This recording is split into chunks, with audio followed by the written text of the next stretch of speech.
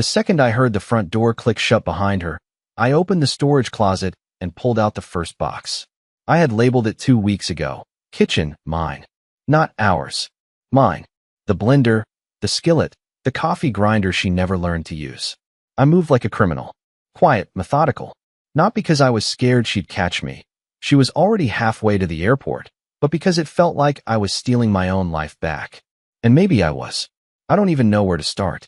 You ever feel like your entire marriage has been boiling slowly, like one of those frogs in the science metaphor, until one day you realize you're just soup? That was me. Stewing. Simmering. Waiting. I didn't plan to leave her while she was on her little girl's trip. But then she made that joke in the kitchen. The one that flipped the final switch. We were eating takeout. Her idea, as usual, and I must have said something dumb like, "You've been traveling a lot lately," because she snorted and said, "Oh, come on, Lyle," as if you'd ever do anything about it.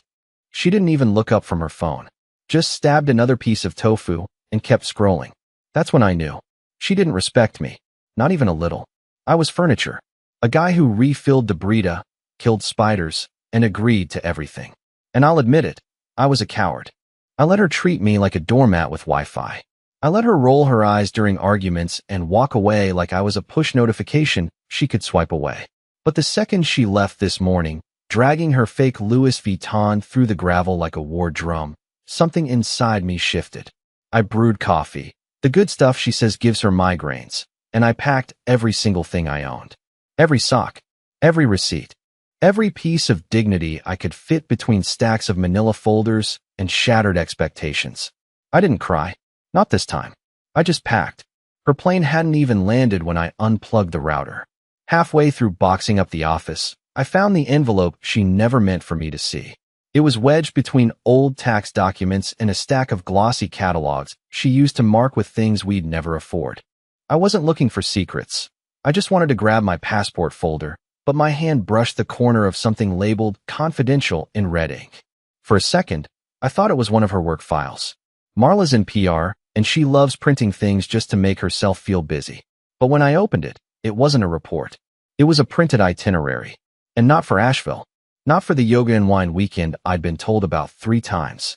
No, this was a reservation for a 2-person room at Hotel Nvidia, a boutique place in Miami, with a king bed and a champagne package labeled Romance Revival. The check-in date? Today. The name next to hers on the reservation? Carter V. I sat on the floor with that piece of paper in my lap for a good 5 minutes, just processing. Carter. I didn't know a Carter. Not in her circle. Not from work. Not from her Pilates class where she always came back, exhausted, but without a single drop of sweat. I didn't scream. Didn't throw anything. That's not me. I'm the guy who sends polite emails and doesn't honk in traffic. But I'll admit, something inside me cracked open like a window that had been painted shut for years. Cold, sharp air rushed in. Clarity. This wasn't just a one-time thing. This was organized. Planned. She had made a fool of me, not just emotionally, but logistically. Lied to my face, kissed me goodbye, and went off to have poolside mimosas with a man I didn't even know existed. You know what stings more than the cheating? The efficiency. The way she timed it between meetings. The way she packed light. The way she took my carry-on suitcase. I had to dig out the old one with the broken will just to leave this house like a ghost. I started moving faster after that. Not out of panic, out of purpose. I didn't want to be here when she got back. Not just physically, but spiritually. I didn't want her to walk into this space and find a single shred of the man she dismissed so easily. I emptied my side of the closet. Cleared every photo frame where I was smiling alone while she scrolled through her phone. I even took the damn burrito filter. And as I carried the boxes down to my car, one by one, I noticed something funny. The silence. Not the sad kind, the peaceful kind. The kind of silence you don't notice until it's been gone for years, hiding beneath arguments and passive-aggressive comments about not folding the towels right. By the time the sun dipped behind the neighbor's fence, my car was full. I looked at the house, our house, one last time. And for a moment, I wondered if she'd cry, if she'd panic, if she'd even care. But then I remembered her voice from 2 days ago, laughing on speakerphone. Oh please, Lyle would never leave. He's like a rescue dog, loyal, confused, and way too afraid of new things. So I left. I didn't go far that first night. Just a motel off Route 49 with flickering blue signage and a keycard that barely worked. It smelled like sadness and lemon disinfectant, but it was quiet. Nobody asked questions. I slid the boxes into the room, lined them up like miniature coffins, and sat on the bed with the stiffest mattress I'd ever felt. For a while, I just stared at the popcorn ceiling. Thought about nothing. Thought about everything. Then my phone buzzed. It was her boss. At first, I froze. I didn't answer. Just watched the screen light up with his name, Ethan J., VP Comms. I almost laughed. This man once told me I looked like the kind of guy who builds model trains. He meant it as a compliment, I think. Then he called again. This time, I picked up. I figured maybe he didn't know yet. Maybe Marla hadn't checked in with the office before taking her PTO in a Miami hotel with Carter V. Maybe he thought she was with family or at a silent meditation retreat like last time. I didn't even say hello. Ethan's voice came through the line sharp and impatient. Where the hell is she? He barked. She told me the client dinner was handled. They just called me from the restaurant. No reservation. No presentation. Nothing. I blinked. Sat up. What dinner? I asked. There was a pause. Who is this? Her husband, I said. Then, after a beat, or I was. He hung up. I just sat there, phone still to my ear, stomach churning like I'd swallowed gravel. I hadn't known about any dinner, any client. She told me she had taken vacation time. She had even joked about doing absolutely nothing but facial masks and rows. So what was that call about? I don't know what possessed me, but I logged into our shared cloud drive. We had one from back in the day, used to store travel documents, receipts, stuff like that. I hadn't touched it in years. I figured she hadn't either. I was wrong. There, sitting neatly in a folder titled Wellness Retreat, Q4, were PDFs, presentations, email drafts, a full schedule blocked out hour by hour, with someone named Carter Valencia. He wasn't just a fling. He was her business partner. Apparently, my wife, the woman who once mocked me for needing a spreadsheet to plan our honeymoon, had been building something. Secret meetings, travel expenses disguised as solo getaways, hotel invoices rerouted through a shell consulting agency I'd never heard of. They were launching something together. A startup, branding, influencers. There were even photos, her and Carter sitting side by side, her in a beige blazer, him looking like a startup poster boy, all teeth and fake humility. In one of them, she was wearing my scarf. That broke me more than I want to admit. Not the scarf itself, but the audacity, the quiet replacement of everything that used to be ours. I stared at those files long into the night. I didn't cry. I didn't scream. I just felt obsolete, like someone had changed the locks on a life I helped build. So I started doing something I hadn't done in years. I started writing things down. I couldn't sleep that night. Not because I was grieving, not exactly, but because my mind wouldn't stop doing this thing, this obsessive inventory taking. You know that feeling when you realize a painting's crooked and suddenly every frame in the room feels off? That was my marriage. Once I noticed one lie, I couldn't stop tilting my head and spotting a dozen more. At 2:37 a.m., I opened my laptop and started making a list. Not a petty list, a forensic one. I typed out every trip she'd taken in the past 18 months. Every time she claimed to be at a seminar or a retreat or catching up with friends. I pulled the receipts, checked the statements, compared them to the calendar she'd forgotten was still syncing with mine. It was a bloodbath. Denver. Work conference. Carter was there. Charleston. Bachelorette party. Except the bride posted on Instagram that it was canceled due to COVID. Carter was tagged in her story from a beach. Austin. Her cousin's divorce party. Yes, that's a thing now apparently. Except I found a spa receipt with 2 massages billed under the same room. Hers and his. By the time I hit October of last year, I stopped feeling hurt. I just felt stupid. Like I'd been living in a shared hallucination. One she painted in careful strokes while I walked around like a background character in my own story. But the worst part wasn't the trips. It was what I found when I clicked into a Google Doc that had my name on it. Messaging framework, Lyle. At first, I thought it was an accident, some sort of content draft. But no, it was a document she made with Carter. It was about me. A breakdown of what I knew, what I didn't, how to manage my expectations, how to de-escalate questions, and what excuses I was most likely to believe. There were bullet points, color-coded lies, a goddamn script, avoid specifics, play up his empathy. Use mental health framing. Say you're overwhelmed. If he brings up trust, remind him of how emotional he got during your mother's funeral. Flip the topic. I swear to God, I almost threw the laptop across the room. I don't know if you've ever read notes about yourself written by someone who's supposed to love you, but it feels like suffocating from the inside out. Like your lungs are suddenly full of glue. These weren't just lies. This was strategy. A campaign. I wasn't her partner. I was her liability. I sat there, shivering in a motel chair, trying to figure out how long she had seen me as an obstacle rather than a man. I thought about all the times I made excuses for her mood swings, defended her absences to my parents, told myself this is what growth looks like. Turns out it wasn't growth. It was an exit plan. And still, I hadn't told a soul. Not my friends. Not my brother. Not even my therapist, whom I hadn't seen in months because Marla said he was too negative. I felt like a man trapped inside a burning house, holding the door open for the woman who lit the match. But something in me shifted that night. Not rage. Not revenge. It was strategy. If she could build a secret life behind my back, I could build an escape right under her nose. And I knew exactly where to start.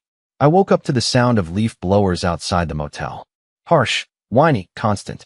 Normally, I'd be annoyed. But that morning it felt poetic. Like something was finally being cleared out. Swept away.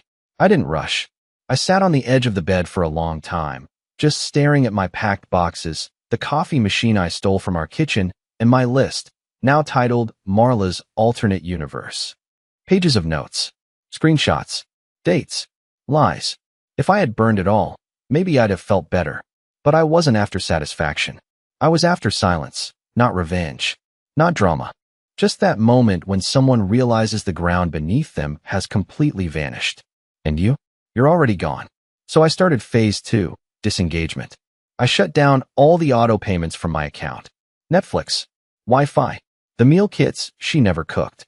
I transferred my half of the joint savings to a personal account she didn't know existed. One I'd set up 3 years ago when she mocked me for being paranoid about capitalism. I also called our landlord. Told him I'd be vacating the lease early. He sighed, probably assuming it was another pandemic divorce. I didn't explain, just said I'd be out within 48 hours and the security deposit was hers to keep. I didn't need her money. I needed distance. Then I logged into our shared Google Calendar and added one event. Surprise, you're alone now. 10 a.m. Monday. No description. No attachments. Just that. I almost deleted it. But no, she deserved one breadcrumb. Just one. I didn't answer her texts. They started with the usual. Lyle, where did you put the humidifier? Lyle, did you forget to Venmo for the wine subscription again? But by that afternoon, they shifted tone. Hey, weird question. Did you change the password to our Hulu? Lyle, seriously, are you mad or something? You've been off lately. I ignored all of it. Then came the phone calls. I let them ring. Voicemail. Voicemail. Voicemail. The only time I picked up was when she tried FaceTiming me from what looked like a hotel room with pink wallpaper and beach towels in the background. I answered in complete darkness. Just held the camera toward the motel ceiling fan and said nothing. She stared at the screen. Lyle, are you okay? Why are you in the dark? I didn't say a word. After 40 seconds, she hung up.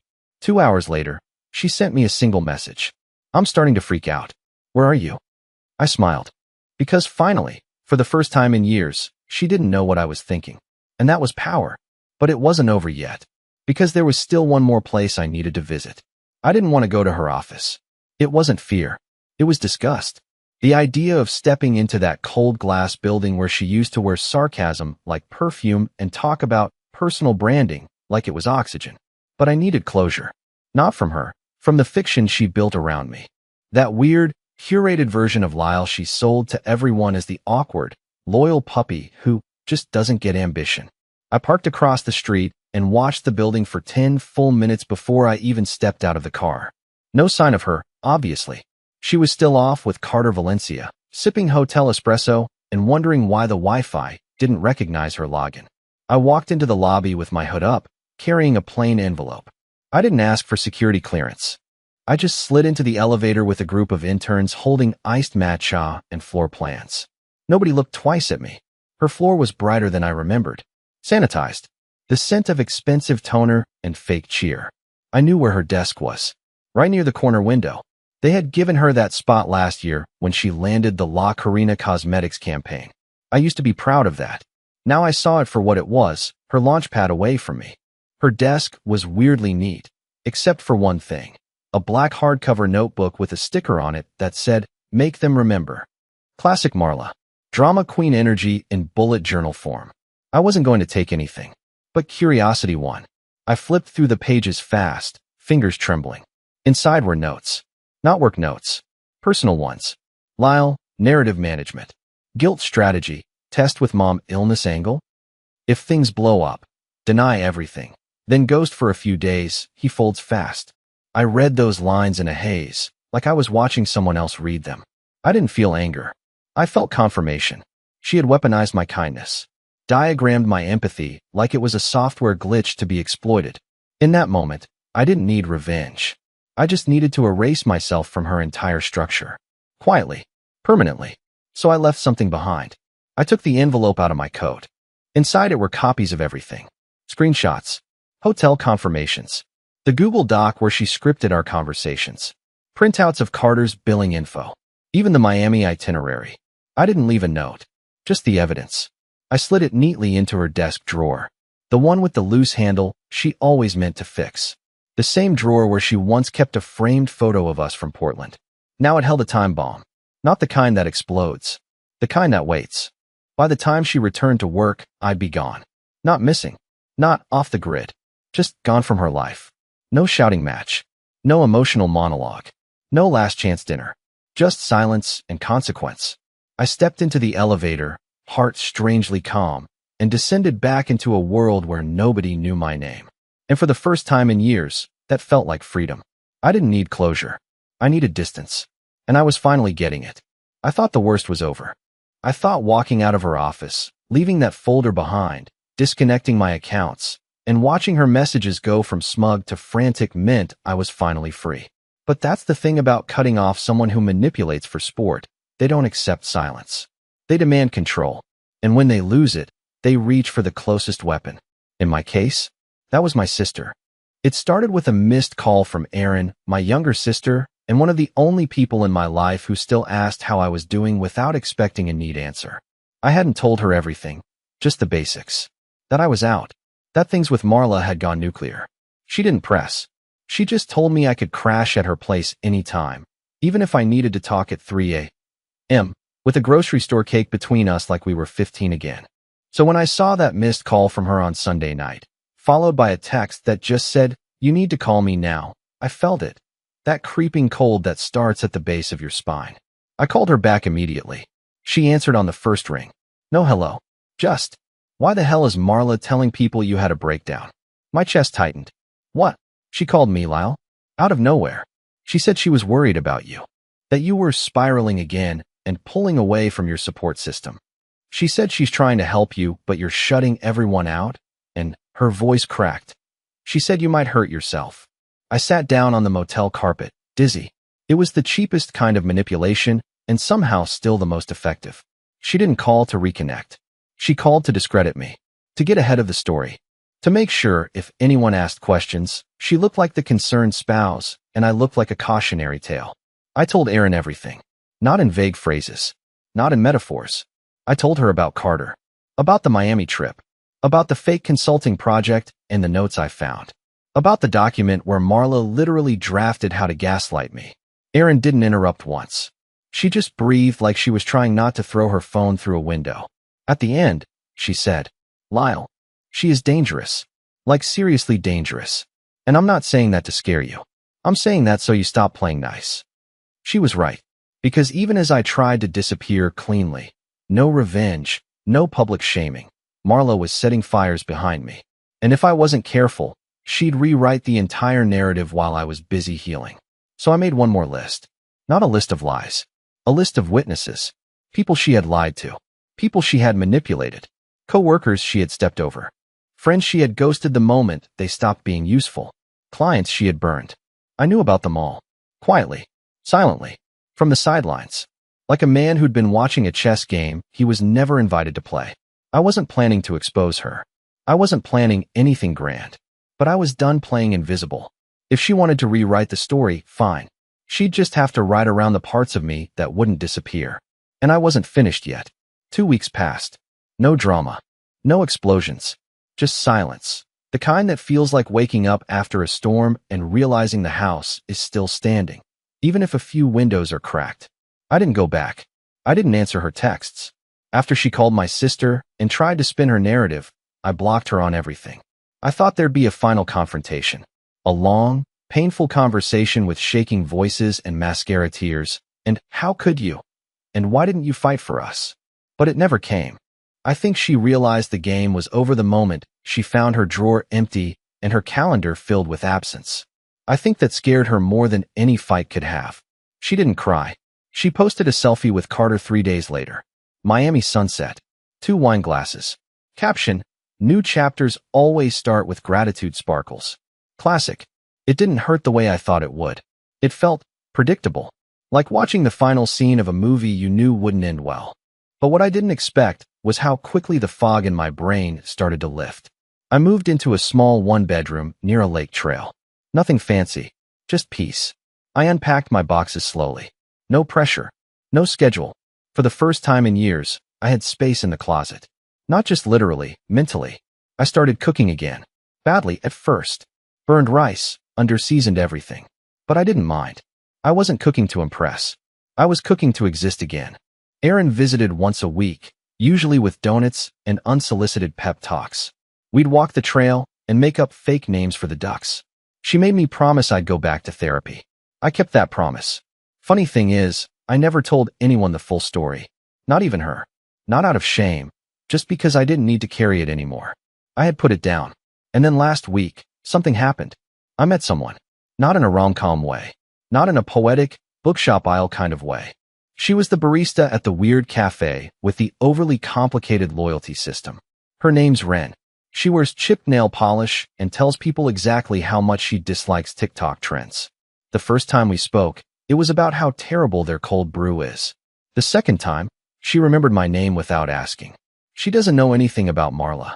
And I don't lead with that part of my life anymore. Because it's not who I am now. I'm not healed. I'm not whole. But I'm no longer waiting to be fixed. I'm free. Not because I left her. Because I finally chose myself. And for the first time in a long, long time. That's enough.